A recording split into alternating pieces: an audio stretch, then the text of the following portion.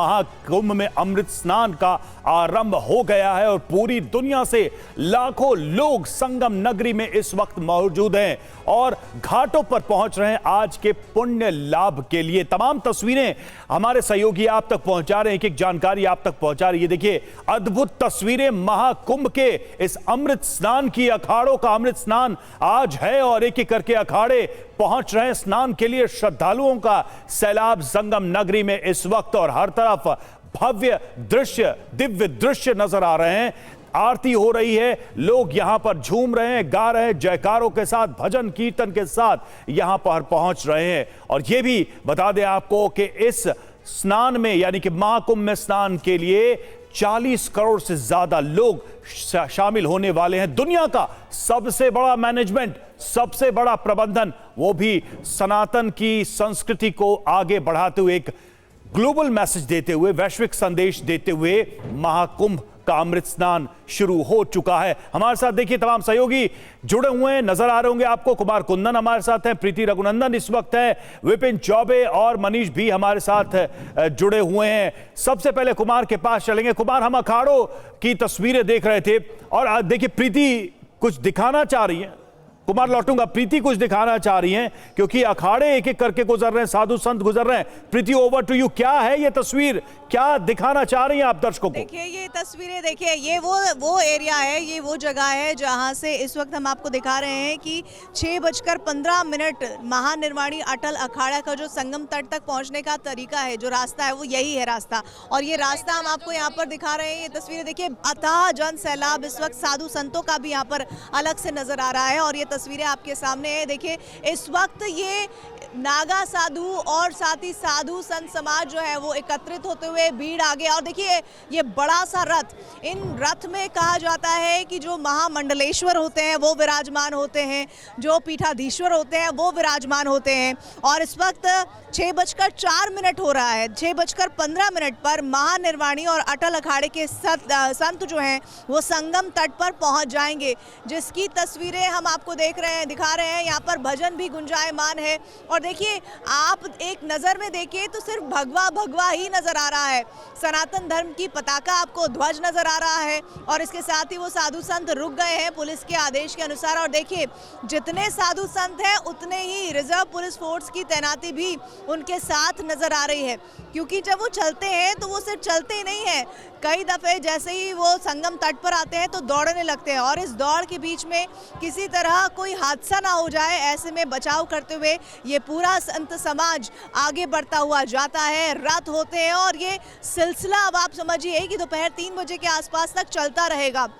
और ये जो तस्वीर आप देख रहे हैं, इस तस्वीर के जरिए आप समझिए रथ भी, अगर हमारे सहयोगी निरंजन दिखा पा रहे हैं, तो रथ में सवार होकर पहुंचेंगे ये सारे महामंडलेश्वर, पीठाधीश्वर और इनके लिए विशेष इंतजाम किए जाते हैं। देखिए दो तरफ से जा रहा है जत्था।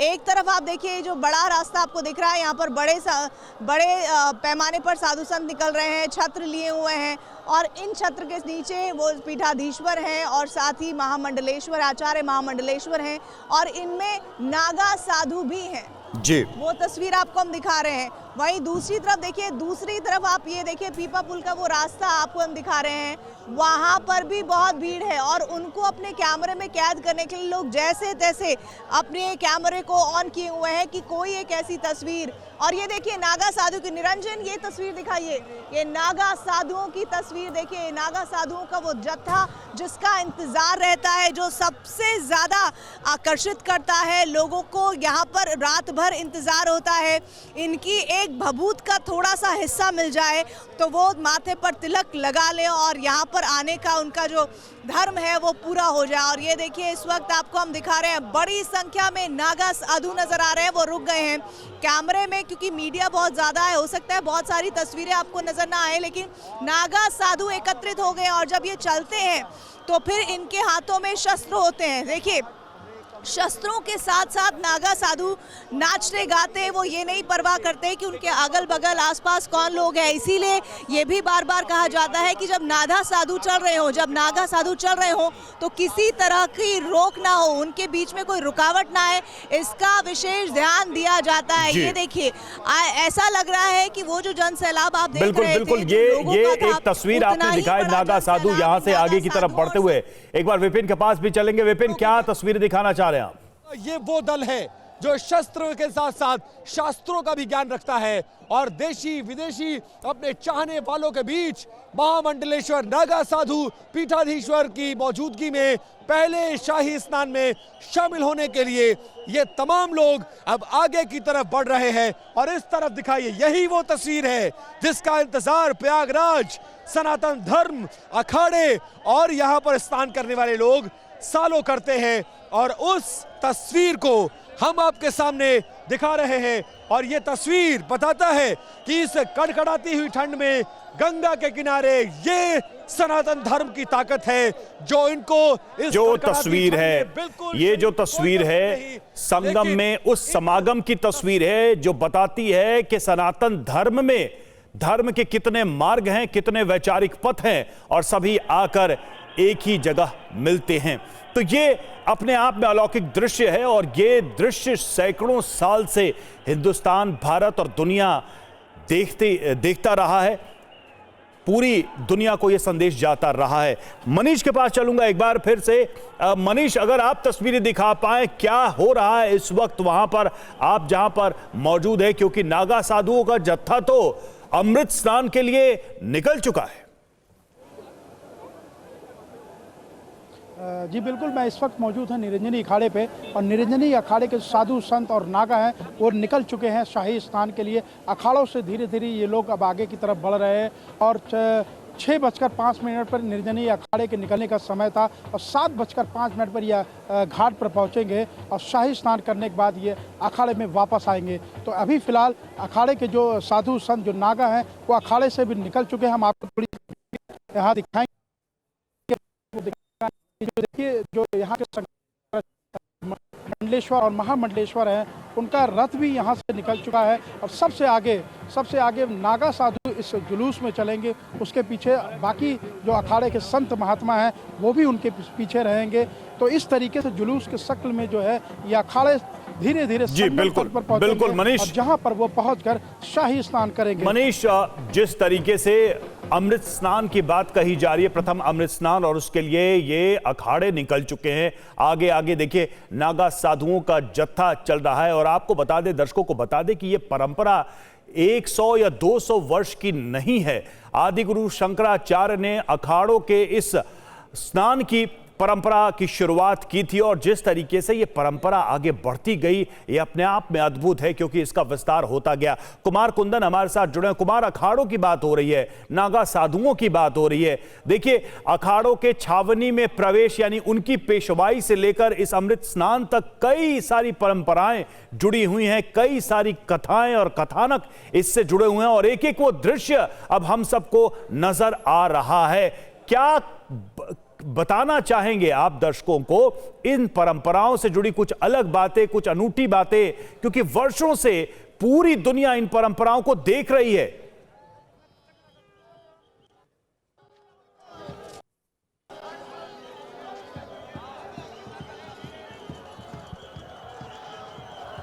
कुमार, क्या सुन पा रहे हैं आप मुझे? बिल्कुल, मैं आपको आप देख रहे होंगे कि दूसरे पहले शाही स्नान है उसके जो महानिर्वाणी अखाड़ा था, अब दूसरी जो निरंजनी अखाड़ा है वह साधु संत धीरे धीरे आगे बढ़ रहे हैं। और यह भी अपने आप में अगर हम इस अखाड़े की बात करें तो बहुत ही महत्वपूर्ण अखाड़ा है और इस अखाड़े का अपना एक ऐतिहासिक महत्व भी रहा है। तो निरंजनी अखाड़ा यह भी सन्यासी अखाड़े में स्थापना से लेकर अब तक इसका भी अपना एक गौरव और उस इतिहास को दर्शाता हुआ इनका पूरा का पूरा, अभी सबसे आगे आपने देखा होगा कि धर्म ध्वजा लेके निकले हैं। और अब जो आप देखिए नागा साधुओं का जत्था, ये देखिए, ये जो आपको तस्वीर नजर आ रही होगी बड़ी संख्या में, ये नागा साधुओं का जत्था जो है वो निकल चुका है निरंजनी अखाड़े का। और यहाँ पे बहुत बड़ी तादाद, अगर हम अखाड़ों की बात करें तो दूसरा शाही स्नान में जो दूसरा जत्था है, जो दूसरी बारी दी गई है, वो किसी और को नहीं बल्कि निरंजनी अखाड़े को दी गई है। तो इससे आप अंदाजा लगा सकते हैं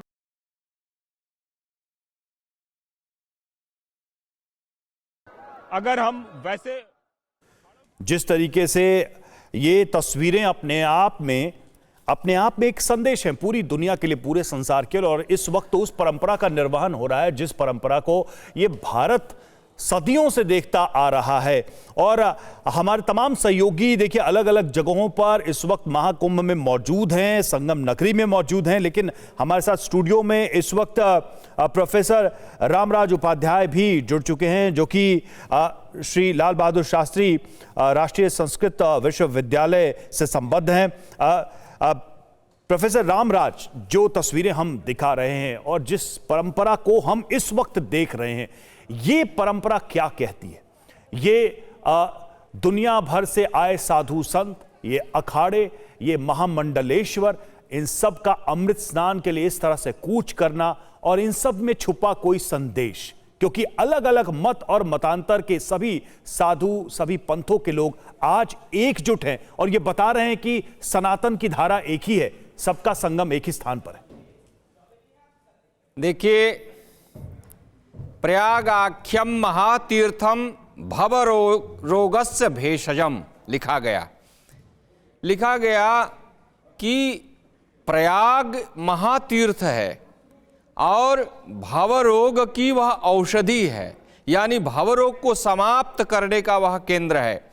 तो आज जिस पुण्य अवसर पर सभी लोग एकत्रित हुए हैं, यह जो परंपरा है, यह इतनी प्राचीन परंपरा है, वैदिक कालीन परंपरा। जब वेदों का आविर्भाव हुआ उसके बाद से ये परंपरा सतत प्रवाहित हो रही है और हमारे ऋषियों, महंतों, साधु संतों, तपस्वियों, सभी लोगों के द्वारा यह परंपरा निश्चित रूप से चलाई जा रही है, जो आज हम लोगों के सामने देखने में आ रही है।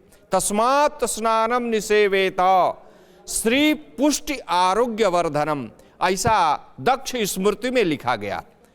स्नान पर जितना विचार भारतीय संस्कृति ने किया है, उतना विचार किसी ने किया ही नहीं। स्नान क्या होता है, स्नान कैसे करना चाहिए, स्नान कहाँ करना चाहिए, यह सारा विचार अगर कहीं आपको प्राप्त करना है तो वैदिक संस्कृति में मिलेगा, भारतीय संस्कृति में मिलेगा, हिंदू संस्कृति में मिलेगा। अन्यत्र स्नान माने केवल जल डालना और केवल अपने शरीर को बस वो कर लेना, बस उतना ही है। लेकिन यहाँ स्नान की क्या परंपरा है? स्नानम, उसके 10 गुण बताते हैं। 10 गुणस्य परस्य, 10 गुण है स्नान में। रूपंच तेजश्च बलंच शौचम आयुष्यम आरोग्य इत्यादि 10 प्रकार के गुणों का वहां पर वर्णन किया है। आज भारतीय संस्कृति में जो यह अमृत स्नान हो रहा है, यह अमृत स्नान क्या है? 7 प्रकार के स्नानों का समुच्चय है। क्योंकि जब हम कहीं एक जगह स्नान करते हैं, घर पे स्नान करते हैं, तो एक प्रकार का स्नान करते हैं, लेकिन दक्ष स्मृति में यह विचार किया कि स्नान कितने प्रकार के होते हैं? का स्नान 7 प्रकार के होते हैं। और 7 प्रकार के स्नान का अगर कहीं हमको दृष्टांत देखना हो तो वे सारे दृष्टांत हमको इस महातीर्थ में, इस कुंभ स्नान में देखने को मिल रहे हैं। जहां आज हमारे जो अखाड़े हैं वो स्नान कर रहे हैं, जो हमारी परंपरा के शिरोमणि हैं, जिन्होंने हमारे परंपरा का रक्षण किया है, वर्धन किया है। श्री पुष्टि और आरोग्य, 3 प्रकार की वृद्धि का वर्णन किया। श्री की वृद्धि, पुष्टि माने पुष्टता और आरोग्य माने शरीर का उसको निरोग होना।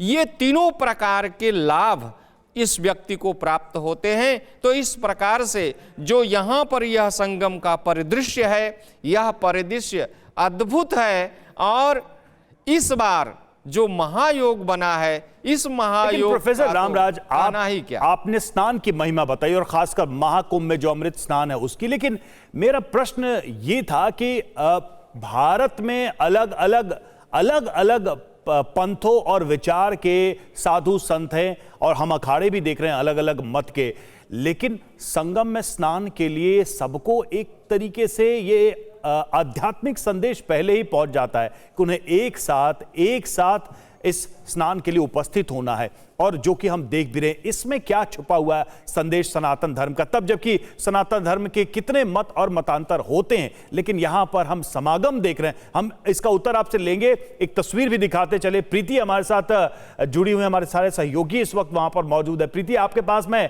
आ रहा हूं, जो अखाड़े यहां से गुजर रहे हैं उसकी तस्वीरें आप दिखा रही थी, बताइए। जी देखिए, इस वक्त जो अखाड़ा गुजरता हुआ गया है थोड़ी देर पहले, ये आगे जो बढ़ता हुआ काफिला आपको दिख रहा है, यह है श्री तपोनिधि पंचायती श्री निरंजनी अखाड़ा और श्री पंचायती अखाड़ा आनंद का, जिनका समय शुरू हो चुका था 7 बजे के आसपास से पहले का। मतलब कि अभी देखिए टाइम हो रहा है 6:18, यानी कि इनका ये जो सफ़र है वो तय हो रहा है और इनके वापसी का जो समय है उसके बाद अगला जो अखाड़ा आएगा वो आएगा पंचदशनाम जूना अखाड़ा और साथ ही पंचदशनाम आह्वान अखाड़ा। अब सबसे ज़्यादा जो लोगों की भीड़ है वो दोनों तरफ है। देखिए, जहाँ पर वो रास्ता है जहाँ से अखाड़े निकल रहे हैं और उसके अगल बगल की आप तस्वीर देखिए, और इस वक्त ये हालात है कि यहाँ पर ज़रा सी भी जगह ऐसी नहीं है जो खाली बची हो, और लोग वहाँ साथ ही साथ दूसरी जगह से देखिए आ रहे हैं स्नान करके, कई लोग जा रहे हैं स्नान करके, और ये लंबा सिलसिला चलने वाला है। इस त्योहार को, इस पर्व को आत्मसात करने के लिए, आस्था की डुबकी लगाने के लिए यहाँ पर देखिए त्रिवेणी ही नहीं बहती है, आस्था की लहर भी बहती है। आस्था की लहरों के जरिए ये लोग देखिए किस तरह से इतनी कड़ाके की ठंड, पल पल मौसम बदल रहा है। रवि, मैं आपको बता दूं यहाँ पर अभी देखिए, ये निरंजन ये तस्वीरें दिखाइए, ये पुलिस जो लगातार इन अखाड़ों पर नजर रखे हुए हैं। देखिए यहाँ पर पुलिस गाड़ियों से तो पेट्रोलिंग कर ही रही है, हमने पहले भी आपको तस्वीरें दिखाई थी, घोड़ों से विशेष निगाह रखी जाए। निरंजन वो तस्वीर दिखाइए, वो वाली तस्वीर दिखाइए और दिखाइए कि किस तरह से यहाँ पर पुलिस लगातार जो अखाड़े गुजर रहे हैं उनके लिए अव्यवस्था ना हो, उनको गार्ड करने के लिए ये घोड़े साथ साथ चल रहे हैं। निरंजन, अगर पॉसिबल हो तो दिखा पाइए। ये देखिए तस्वीरों में हम दिखाने की कोशिश कर रहे हैं क्योंकि देखिए बहुत पैन करना पड़ रहा है, थोड़ा सा वक्त दीजिए और वो तस्वीर आपके सामने होगी जब निरंजन वो तस्वीर आपको दिखाएंगे कि किस तरह से घोड़े वहाँ से गुजर। ये देखिए आपके कैमरे में ये तस्वीर आ रही है, घोड़ों के जरिए गार्ड किया जा रहा है इन अखाड़ों को, और ये बहुत जरूरी है। बिल्कुल प्रीति, ये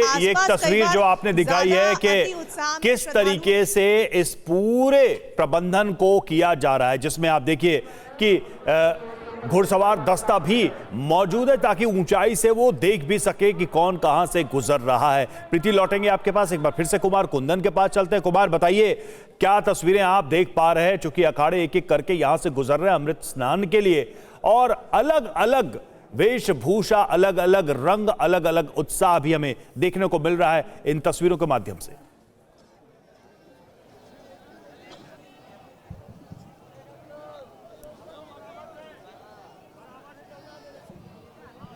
कुमार, क्या सुन पा रहे हैं आप मुझे? मेरी आवाज आ रही है आपको?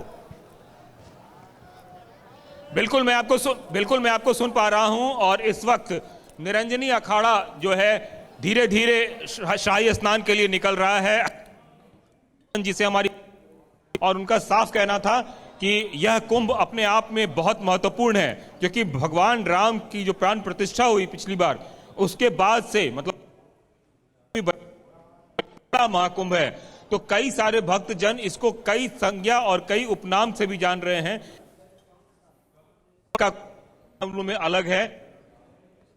तो निश्चित रूप से जो कुंभ का संदेश है वो समरसता का संदेश, वो एकता का संदेश, सबको साथ लेकर चलने का संदेश, सारे संदेशों को मिला हुआ ये कुंभ, और इन सब के बीच ये अपार जनसमूह जो अलग अलग जगहों से, अलग अलग इलाकों से होता हुआ नजर आ रहा है, और धीरे धीरे ये आगे बढ़ता जा रहा है। हर हर महादेव, हर महादेव, हर हर महादेव। कहाँ से हैं बाबा? नोएडा से, नोएडा से। पूरा इस बार का शाही स्नान के निकल हाँ, बड़े निकल चुकी है। हाँ आओ। तो ये मैं आपको एक और महाराज जी से आपको मिलवा रहा हूँ। एक मिनट।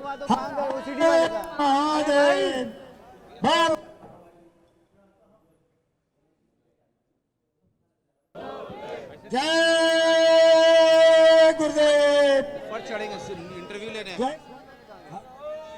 देखो हर महादेव। तो देखिए ये अखाड़ों की छटा, यहाँ पे हमने देखा नागा साधु आगे गए और उसके बाद एक एक करके अखाड़े अमृत स्नान के लिए आगे बढ़ रहे हैं। और यही परंपरा, जैसा कि हमारे मेहमान भी बता रहे थे, हमारे जो अतिथि हैं रामराज उपाध्याय, की सैकड़ों नहीं हजारों वर्षों से इस स्नान की महत्ता रही है और इसमें सम्मिलित होने के लिए पूरे भारतवर्ष से अलग अलग स्थानों से और पूरी दुनिया से लोग एकत्रित होते रहे हैं। यही सबसे बड़ी सुंदरता है, यही सबसे बड़ी खूबसूरती है महाकुंभ की, जो इन तस्वीरों के माध्यम से नजर आ रही है। इस बार तो आयोजन भी भव्य है, इस बार तो पहुंचने वाले लोगों की संख्या भी बहुत बड़ी है। जैसा कि हमने आपको बताया कि सिर्फ 3 दिन में ही इतने लोग स्नान करने पहुंच रहे हैं, जो 41 देशों की आबादी से ज्यादा है। और पूरे अगर अमृत स्नान की बात करें, 5वें अमृत स्नान तक 40 करोड़ से ज्यादा लोग पहुंचेंगे। आप अंदाजा लगाइए कि दुनिया में ऐसे कितने देश हैं जिनकी आबादी 40 करोड़ है। सुपर पावर अमेरिका की आबादी भी 40 करोड़ नहीं है। उतने लोग यहां पहुंच रहे हैं और उनका यह प्रबंधन हो रहा है। तो यह अद्भुत है और भारत की उस शक्ति को दिखाता है जिसमें भारत पूरी दुनिया में एक प्रबंध कौशल का भी ज्ञान विज्ञान बताता है। ये प्रबंधन आज का नहीं है, ये प्रबंधन सैकड़ों हजारों वर्षों का है, जो परंपरा चली आ रही है। कुमार, एक बार फिर से हम लौट रहे हैं। कुमार बताइए। स्वामी जी का देखिए, इस वक्त 2 तस्वीर दिखाना चाहूंगा। एक सामने की तस्वीर जिसमें कि निरंजनी अखाड़ा निकल चुका है शाही स्नान के लिए, और हमारे साथ स्वामी जी मौजूद हैं। उनसे भी हम बात करने की कोशिश कर रहे हैं और पूछते हैं कि आखिरकार आज के कुंभ का महत्व क्या है।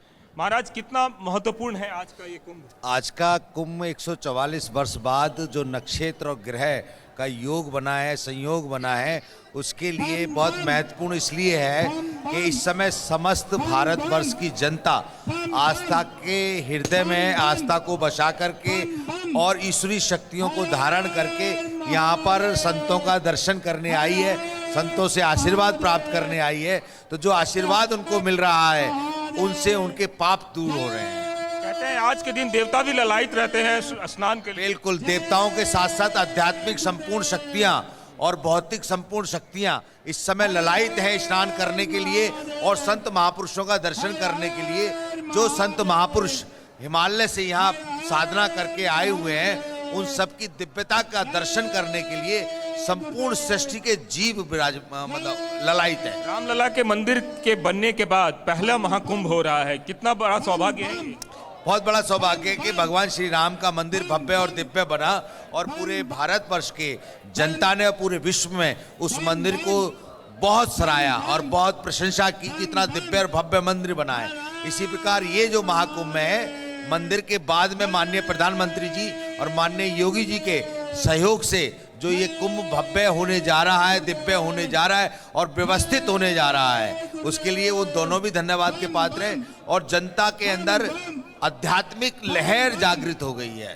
जी, लगता है कि ये संदेश पूरे विश्व में जाएगा। 40 करोड़ लोग जो आ रहे हैं जी, 40 करोड़ जो लोग आ रहे हैं, आज भी 5 से 7 करोड़ जनता यहाँ उपस्थित है और पूरे विश्व में जाएगा। और सबसे बड़ी बात क्या है, इस कुंभ मेला में युवा लोग ज्यादा इस कुंभ मेला से जुड़े हैं, इंजीनियर ज्यादा जुड़े हैं, डॉक्टर ज्यादा जुड़े हैं, वैज्ञानिक ज्यादा जुड़े हैं, जिन्होंने गंगा के जल की निर्मल धारा को, उसकी पवित्रता को साइंस के हिसाब से प्रमाणित किया है कि संतों के स्नान करने के बाद ये जल और पूर्ण पवित्र हो जाएगा। तो एक तरह से कह सकते हैं कि कुंभ की वैज्ञानिक परिलक्षिता भी ज्यादा है इस बार। जी, बल्कि मैं तो ये कहूंगा पर्यावरण का शुद्धिकरण इस कुंभ से हो रहा है, क्योंकि जितनी दुनिया नागा सन्यासियों की लगी हुई है और औषधियों से उनका हवन यज्ञ चल रहा है, तो वो पूरे वातावरण को और पूरे पर्यावरण को शुद्ध कर रहा है। मैं जनता से भी अपील करूंगा कि पर्यावरण को शुद्धिकरण का ध्यान रखें। सनातन की रक्षा के लिए आपको लगता है कि और ज्यादा नगा साधुओं की जरूरत है इस देश में? जी, सनातन धर्म की रक्षा के लिए नागा सन्यासियों की अति आवश्यकता और ज्यादा है, और युवा सन्यासियों की आवश्यकता है, और पढ़े लिखे एजुकेटेड सन्यासियों की आवश्यकता है। क्योंकि देखिए, सनातन के दो पहलू हैं, एक धर्म सत्ता और एक राज सत्ता। धर्म सत्ता धर्म की रक्षा करती है, धर्मो रक्षो रक्षति, और राज्य सत्ता देश को चलाती है। तो राज सत्ता को आशीर्वाद देने के लिए और आदेश देने के लिए धर्म सत्ता को मजबूत होना अति आवश्यक है। ये कुंभ का एक संदेश, और दूसरी तरफ तमाम तरीके के लोग और एक जी बड़ा बिल्कुल जनसमूह बिल्कुल जो आपको तस्वीरों में बिल्कुल। नजर आ रहा होगा। ये देखिए, यही और जहां तक संदेश नजर आ है रही होगी जो वहां सिर्फ और इस सिर्फ महाकुंभ से पूरी दुनिया को जा रहा है। यानी कि धर्म की महत्ता क्या है और धर्म किस तरह से समाज को, किस तरह से सत्ता को निर्देश देता है, किस तरह से उनके लिए पथ प्रदर्शित करता है। ये तमाम बातें, ये तमाम चर्चा, ये तमाम विमर्श इस वक्त महाकुंभ से निकलकर पूरी दुनिया को जाता हुआ। मनीष के पास एक बार फिर से चलेंगे। मनीष, तस्वीरें दिखाइए।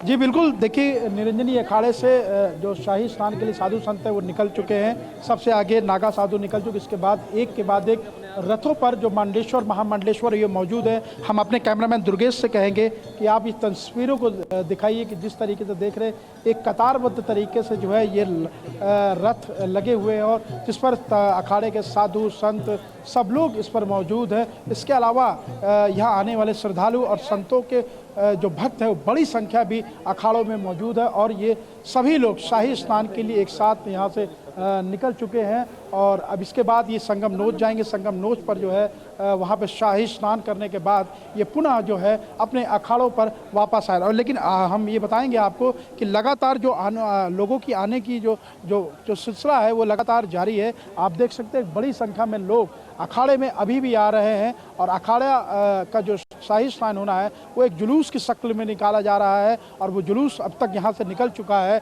बाकी जो साधु संत और महात्मा है वो भी आप वहां पर मौजूद रहे। हम लौटते रहेंगे आपके पास। एक बार फिर से अपने सहयोगी विपिन के पास चलता है। विपिन, आपके कैमरे से हम तस्वीरें देखना चाहेंगे। आप क्या टीवी 9 के दर्शकों को दिखा रहे हैं? विपिन थोड़ी देर में हमारे साथ जुड़ने वाले हैं, जैसा कि मुझे बताया जा रहा है। एक बार फिर से मैं लौटता हूं अपने मेहमान के पास, प्रोफेसर रामराज उपाध्याय। जैसा कि हम देख रहे हैं अखाड़े एक एक करके आगे बढ़ रहे हैं। वर्णमाला के क्रम में भी ये बताया जाता है कि ये स्नान के लिए आगे बढ़ते हैं। पेशवाई हो चुकी है। अपनी छावनी में जब वो प्रवेश कर गए तभी से पूरी दुनिया का ध्यान उन्होंने अपनी तरफ खींचा। यानी कि पेशवाई के समय से ही पूरी दुनिया की नजर इन अखाड़ों की तरफ रही है। ये कैसे भारत में संभव होता है या इसमें क्या छुपा हुआ संदेश है कि वो अखाड़े जो अलग अलग मत के होते हैं, कोई शैव कोई वैष्णव, उनकी अपनी अपनी आध्यात्मिक सोच होती है, बावजूद इसके जब बात आती है कुंभ की, महाकुंभ की, तो वो एकीकृत नजर आते हैं। एक पूरा समुच्चय दिखता है कि अखाड़ों में भी कोई भेद नहीं है, अखाड़ों के वैचारिक स्तर पर भी कोई मतांतर नहीं है। जब बात आती है सनातन धर्म की तो एक साथ वो उपस्थित होते हैं और स्नान के लिए आगे बढ़ते हैं। बहुत सुंदर आपने प्रश्न किया है। देखिए, इसका मूल कहां है? मनुस्मृति कहती है वेदो अखिलो धर्म मूलम। ये जो विभिन्न विचार, विभिन्न मत, विभिन्न पंथ यहां पर उपस्थित हैं, लेकिन इनका मूल क्या है? सबका मूल वेद है। जैसे एक वृक्ष है और वृक्ष की बहुत सारी शाखाएं अगल बगल ऊपर नीचे निकलती हैं, तो वो क्या है? वो विभिन्न अखाड़े हो गए, विभिन्न पंथ हो गए, विभिन्न चीजें हो गई, लेकिन सबका मूल एक है। जब मूल एक है तो उस पर जो विचार होगा वो सारा विचार, जो केंद्रीय विचार होगा वो एक होगा। यहां पर वही स्थिति दिखाई दे रही है, क्योंकि जब हम सनातन धर्म की बात करते हैं तो हमें वैदिक संस्कृति की बात करनी पड़ेगी, वेदों में जाना पड़ेगा, और जब हम उनको देखेंगे तो उसी से चारों ओर धारा फूटती है, और जो ये धाराएं हैं उन सभी धाराओं को विभिन्न विभिन्न विचारों के माध्यम से हमारे अखाड़े आत्मसात करते हैं। ये जो शैव संप्रदाय है, वैष्णव संप्रदाय है, ये क्या है? मूल में वेद की ही उपासना करते हैं और वेद से निकली हुई जो धारा है उसी के किसी किसी धारा को स्वीकार करते हुए उस ओर अपनी उपासना और साधना को बढ़ाते हैं। यह साधना में अपना एक विशिष्टीकरण है, स्पेशल रूप है। उस स्पेशल रूप में वो अपने को आगे बढ़ाते हुए उसको समृद्ध करते हैं। उसमें जो तत्व हैं उन तत्वों को समाज के सामने लाने का प्रयास करते हैं, उससे समाज को उपकारी बनाते हैं। आज जो यह संगम का दृश्य उपस्थित हुआ है, अभी तो संख्या अनुमान लगाया जा रहा है कि 40 करोड़, लेकिन मैं मानता हूं कि 50 करोड़ से ऊपर लोग यहां पर स्नान करेंगे। जी।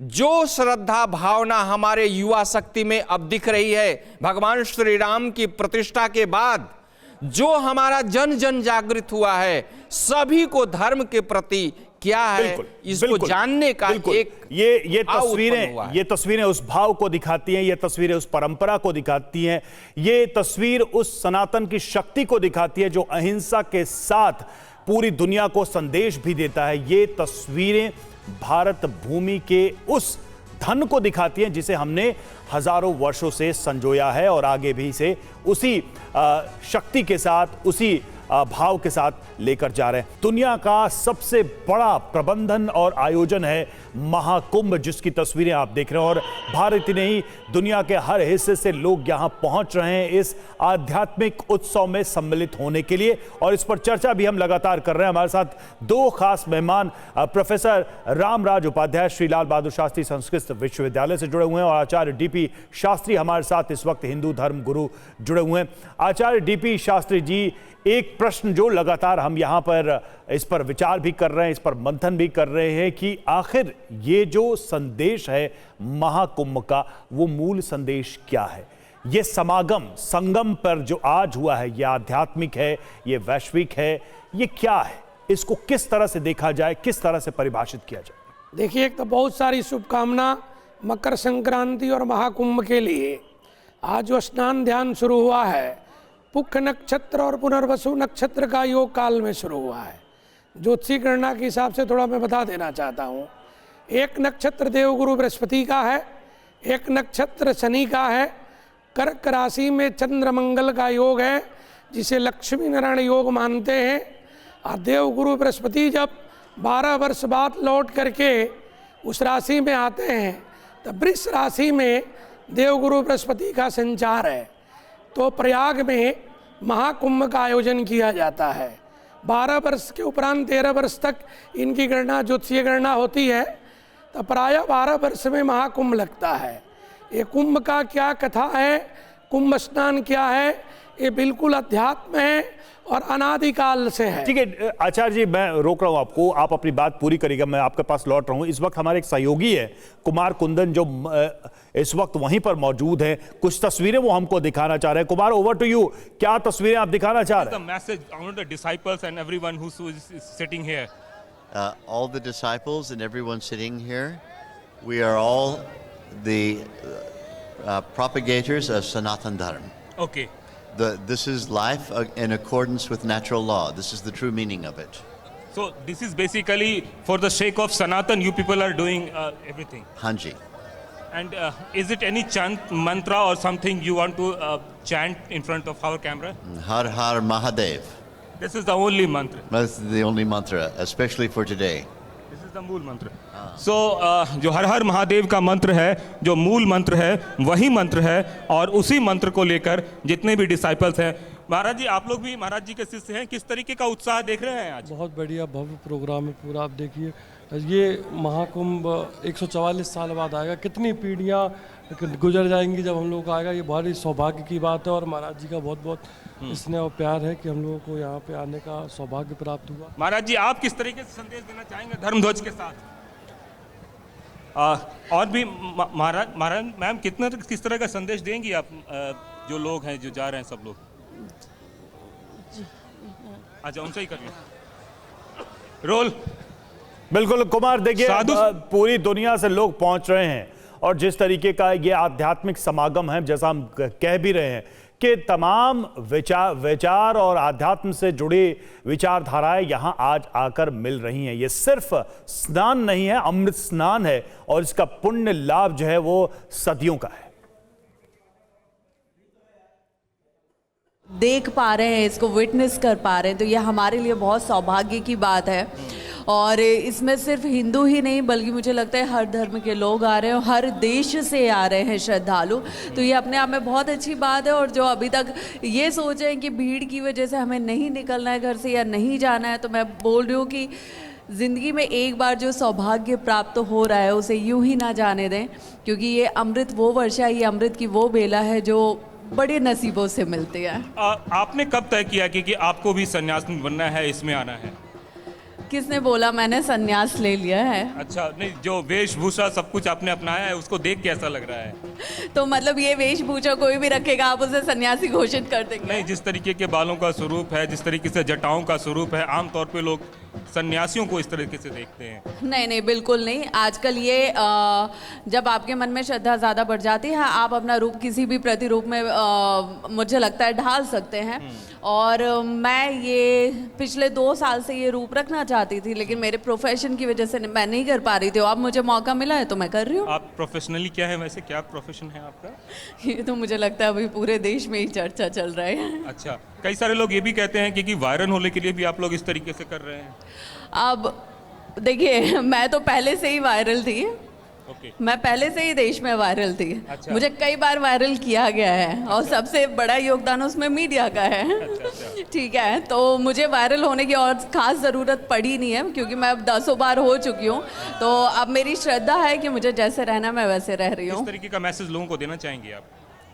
लोगों को एक बहुत ही खूबसूरत चीज़ जो मुझे देखने को मिल रही है कि अब जो हमारी पीढ़ी है, अब जो युवा हैं देश के, वो बहुत ज़्यादा जागरूक हो रहे हैं धर्म के लिए और अपनी संस्कृति के लिए। तो ये बहुत अच्छी बात है और मैं चाहती हूँ कि जो युवा अभी भी भटके हुए हैं वो भी धर्म से जुड़ें, अपनी संस्कृति को जानें, और जो माता पिता उन्हें सही संस्कृति के बारे में नहीं बता पा रहे, वो अपने बच्चों को सही शिक्षा। कोई मंत्र सुनाएंगे किसी को? चलिए ठीक है, तो शाही स्नान के लिए निकली है टीम, सब लोग हैं और यहाँ पे अलग अलग जो लोग हैं, अलग अलग गुरु हैं, अलग अलग लोग हैं, बिल्कुल अलग अलग तस्वीरें, अलग अलग भाव यहाँ पर हमें चेतन के साथ दिख रहे हैं। कुमार, जैसा कि आप बता भी रहे थे, प्रीति के पास चलते हैं। प्रीति रघुनंदन भी हमारे साथ जुड़े। प्रीति, हम देख रहे हैं किस तरह से लोग सम्मिलित हो रहे हैं और इसको अपनी दृष्टि से परिभाषित भी कर रहे हैं। फिलहाल क्या तस्वीरें आप देख पा रही हैं प्रीति? देखिए, मेरा ये मानना है रवि, इस महाकुंभ में जो सबसे खूबसूरत बात मैं देख रही हूँ, चाहे वेश धारण करके, चाहे कोई हठ योग करके, चाहे संगम में डुबकी लगा के, बस मकसद एक है कि यहाँ प्रयागराज कुंभ में पहुँचना है, अपनी मौजूदगी दर्ज कराना है। हो सकता है कि कुछ लोगों का मकसद ये हो कि उन्हें पब्लिसिटी चाहिए, लेकिन अल्टीमेटली आखिरकार तो उन्हें वहीं आना पड़ रहा है जहाँ से हमारी सनातन संस्कृति आरंभ होती है। तो मकसद जो भी हो, लेकिन जो इस वक्त तरीका अपनाया जा रहा है वो इतना ज़्यादा भाव विभोर कर देने वाला है। आस्था की डुबकी के लिए लोग किस तरह से अलग अलग तरीके से चाहते हैं कि बस एक बार उन्हें ये अवसर मिल जाए कि संगम के तट पर वो संगम में स्नान कर ले, और इस इच्छा को पूर्ण करने के लिए देश से नहीं दुनिया से लोग आए हैं। और मैं यहाँ बहुत सारे फॉरेनर से भी मिली, विदेशी महिलाओं से मिली, उनसे बात करते हुए ऐसा लग ही नहीं रहा था कि वो भारतीय नहीं है, वो इतना जुड़ा हुआ महसूस कर रही हैं। जब मैंने उनसे पूछा कि आपके पीछे जो नदी बह रही है वो कौन सी है, तो उन्होंने कहा गंगा। तो मतलब अपने एक्सेंट में बोल रही है, लेकिन उनके मुंह से बोलते हुए जो शब्द हैं वो उसमें इतना अपनत्व है कि कहा ही नहीं जा सकता कि वो हमारे देश से कभी जुड़ी हुई नहीं रही। और ऐसे एक दो नहीं बल्कि सैकड़ों हजारों महिलाएं, पुरुष ऐसे हैं जो आज की तारीख में महाकुंभ में मौजूद हैं और आने वाले 45 दिन तक इस कुंभ को शोभायमान करेंगे। मेरा मकसद ये नहीं है कि मैं सिर्फ विदेशों का जिक्र करूं, विदेशी महिला पुरुषों का जिक्र करूं, लेकिन यहाँ पर जो महिलाएं आ रही हैं, यकीन मानिए गांव देहात की महिलाएं, आपने तो शायद स्टोरीज देखी होंगी जो हमने की, गांव देहात की महिलाएं जिनको शायद चलने में बहुत तकलीफ है, बुजुर्ग ऐसे जो तबीयत ठीक नहीं है, लेकिन बस आस्था की डुबकी लगानी है, संगम के किनारे पहुंचना है, माँ गंगा को, माँ यमुना को, बिल्कुल ये जो मनोभाव है ये हर व्यक्ति के चेहरे पर नजर आ रहा है। हर जो भी व्यक्ति वहां पर पहुंचा उसके उत्साह में ही दिख रहा है। एक बार फिर से विपिन के पास चलेंगे। विपिन, आप तस्वीरें दिखाइए। और जैसा कि प्रीति भी बता रही थी कि अलग अलग तरीके और अलग अलग मनोभाव से लोग यहां पहुंच रहे हैं, लेकिन यहां पहुंचने के बाद सब एक ही रंग में डूबे हुए हैं, वो है रंग महाकुंभ का।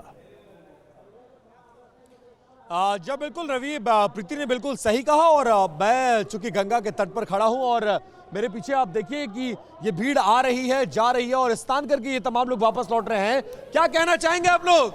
हर हर महादेव।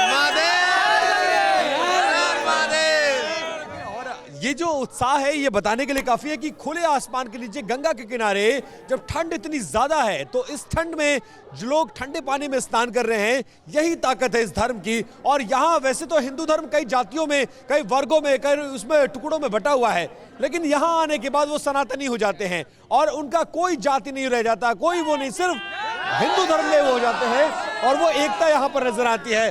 कुछ गाना वाना गाएंगे आप लोग?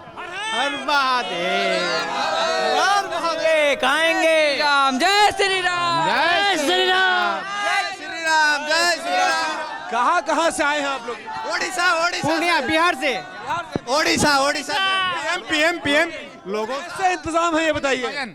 श्री कृष्ण गोविंद हरे मुरारे, हे नाथ नारायण वासुदेव। बिल्कुल विपिन, जो एक एक शब्द लोगों के मुंह से निकल रहे हैं वही बता रहे हैं कि वो कहां से आए हैं, किस भाव से आए हैं। देश के अलग अलग राज्यों, अलग अलग हिस्सों से लंबी प्रतीक्षा, लंबी यात्रा करके लोग यहां पर पहुंचे हैं। अच्छा डीपी शास्त्री, अपनी बात आप पूरी करें। मेरा प्रश्न सिर्फ ये है कि हमारी एक भावना है संगम में स्नान को लेकर, और ये सदियों से है कि यहां पर पाप मुक्ति हो जाती है, पुण्य लाभ मिलता है। ये पाप पुण्य का चक्र क्या है? तब जबकि चाहे वो बौद्ध मत हो, हिंदू मत हो, इसमें ये बोला गया है कि जीवन में दुख है और कर्म का ये जो चक्र जब तक है तब तक दुख है। तो भला संगम में स्नान से इन दुखों से, इन पापों से मुक्त हो जाने की परंपरा क्या है, कथा क्या है, मान्यता क्या है? देखिए, दो चीज इसमें हम बताना चाहते हैं। दैहिक, दैविक, भौतिक तापा, तीन तरह के ताप हमारे जीवन में हैं। जो हम भगवती के या गंगा के स्नान तट पे जाते हैं, त्रिवेणी जो है ना, भगवान विष्णु भी हैं, ब्रह्मा भी हैं और शिव भी हैं। इस तरह मैं बता दूं, गंगा भगवान शिव के रूप में है, जमुना के रूप में भगवान विष्णु हैं और सरस्वती जो है ना ब्रह्मा जी के रूप में है। वो महासंगम त्रिवेणी ब्रह्म विष्णु रुद्र के रूप में, गंगा जमुना सरस्वती के रूप में प्रयागराज में जो हम लोग दर्शन कर रहे हैं, स्नान कर रहे हैं। दो स्नान है। क्या क्या स्नान है? एक हमारी मन के अंदर की जो गति है, हमारे मन के अंदर वो आप भगवान ज्ञानी ध्यानी जिस पे कृपा हो जाती है भगवान की, नारायण की, उस स्थान को ना भी करें ना तो अपने घर में भी गंगा को अपना कर सकते हैं बुला करके। ये हम सब में नहीं हो सकता है, इसीलिए हम सब कोशिश करके सबसे पहले नियम को पालन करते हैं, जाते हैं वहाँ भगवान के भजन कीर्तन करते हैं, स्नान करते हैं। कभी तो कृपा भगवान हम के ऊपर कर देंगे। हरि जब कृपा करेंगे तो उनका पद भी मिलेगा, पंथ भी मिलेगा, भक्ति भी मिलेगी, ज्ञान भी होगा, फिर वैराग्य होगा, फिर हम भगवान को पाएंगे।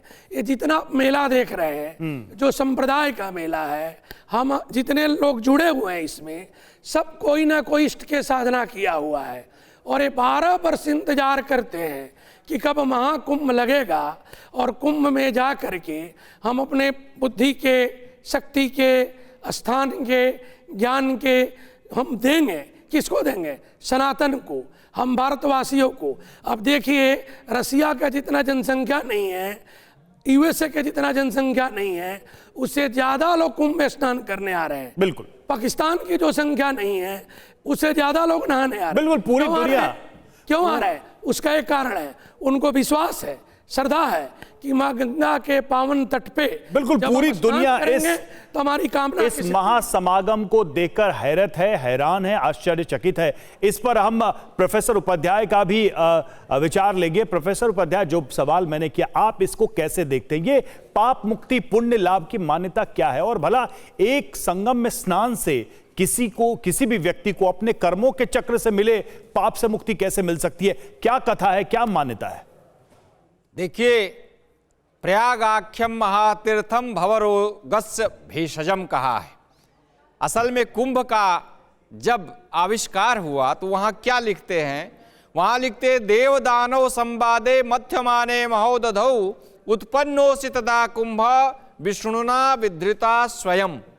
भगवान विष्णु ने यह उपदेश किया या यह संदेश सुनाया देवताओं को जब दैवी शक्ति दैत्य शक्ति से पराजित होने लगी।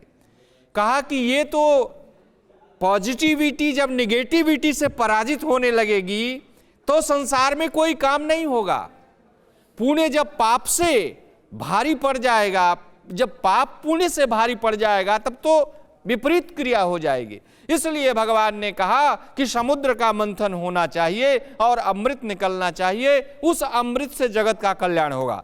इसलिए जो पाप पुण्य की अवधारणा है, पॉजिटिविटी निगेटिविटी की अवधारणा है, और निगेटिविटी से आप आगे नहीं बढ़ सकते, आपको पॉजिटिविटी लेके चलनी पड़ेगी। यहां पर क्या देखा जा रहा है? यहां पर त्रिवेणी तीनों नदियों का संगम है और यहाँ पर जो पर्यावरण है वह पर्यावरण नदियों के तट पर किस प्रकार विकसित होता है, क्योंकि निपानाद उद्धृतम तोयम, तो वहाँ पर कहते हैं कि कौन सा जल श्रेष्ठ है, सबसे श्रेष्ठ नदियों के, और नदियों के बाद तीर्थों के जल को माना है, तीर्थों के बाद गंगा के जल को माना है। तो कहा जल को आप शुद्ध और पवित्र रखिए, क्योंकि आपोस्मान मातरः, आप क्या है? आप माने होता है जल, ये वेद का मंत्र है। तो कहता है जल को शुद्ध रखिए, क्योंकि जल क्या है? हमारी माता है। माता को भाष्यकार व्याख्या में करते हैं कि मातरः निर्मात्रः, अर्थात तो निर्माण करने वाला। तो ये जल जल नहीं है, यह निर्माणक है, हमारा निर्माण करने वाला है। तो इसीलिए भगवान ने कहा कि कुंभ के लिए जो है और अमृत मंथन, समुद्र मंथन करना पड़ेगा। भगवान ने वहां पर अवतार लिया है, वो अजित अवतार है। क्योंकि जब मंदराचल पर्वत को देवता और दानव दोनों उठाकर क्षीर सागर में लाना चाहते थे तो मंदराचल पर्वत इतना भारी था कि उठ ही नहीं रहा था। अंत में दोनों ने हाथ जोड़ लिया, प्रभु ये काम नहीं होगा। भगवान ने कहा ठीक है, जहां पर व्यक्ति असमर्थ हो जाता है वहां पर भगवान उसकी सहायता करते हैं। भगवान ने एक अवतार धारण किया, अजित अवतार। ठीक है, देखिए, और उसके बाद मंदराचल पर्वत को गरुड़ पर समय की थोड़ी हमारे पास कमी है, मैं क्षमा चाहूंगा, समय की कमी है हमारे पास, लेकिन इतना जरूर है कि जो कुछ भी है जब वो धरती पर उतरता है तो वो महाकुंभ जैसा ही दृश्य पैदा करता है जो पूरा संसार आज देख रहा है। आप सबका बहुत बहुत धन्यवाद।